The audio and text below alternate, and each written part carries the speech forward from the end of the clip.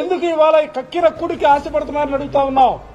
మీకు తెలుసు మీ అభ్యర్థులు లేరని, మీ క్యాండిడేట్లు లేరని, మీకు సంబంధించినటువంటి ప్రతినిధులు లేరని తెలిసినప్పుడు కూడా ఎందుకు ఎన్నికల్లో మీరు పోటీకి పెడతా ఉన్నారు? మీరు ప్రజాస్వామ్యాన్ని అపహాస్యం పాలు చేస్తారని అడుగుతా ఉన్నా. మేము అందుకనే ఇవాళ మాకు ఎన్నికల కమిషన్ దిక్కు, ఎందుకంటే ప్రజాస్వామ్యం అపహాస్యం పాలు చేసే రీతిలో కమిషనర్ గారికి చాలా స్పష్టంగా చెప్పాం. ఎన్నికల ప్రక్రియ నిజాయితీగా జరిపించాల్సినటువంటి అవసరం గారి నేతృత్వంలో కూటమి ప్రభుత్వం ఇక్కడ కూడా బుల్డోజర్ సంస్కృతి తీసుకొచ్చింది. ఆల్రెడీ బుల్డోజర్ తీసుకొని ఇళ్లు పలుకొడతారా, గోడలు కొలగొడతారా? అంటే మీ పార్టీకి వ్యతిరేకంగా పోటీ చేస్తారా? ఓ పక్క పార్టీ పరంగా బెదిరిస్తా ఉన్నారు, మరో పక్క పోలీసుల ద్వారా బెదిరిస్తా ఉన్నారు. ప్రజాస్వామ్యాన్ని ఏ దిశగా మీరు తీసుకెళ్లాలని ప్రయత్నం చేస్తా ఉన్నారు?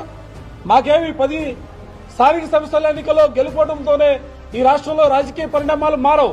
కానీ మేము కోరుకున్నది ప్రజాస్వామ్యబద్దంగా ఎన్నికలు జరగాలని, ప్రజాస్వామ్య విలువలను కాపాడాలని. 40 సంవత్సరాలు రాజకీయ చరిత్ర, రాజకీయ ఇండస్ట్రీ అని చెబుతా ఉంటారు. 40 సంవత్సరాల రాజకీయ ఇండస్ట్రీ ఇదేనా?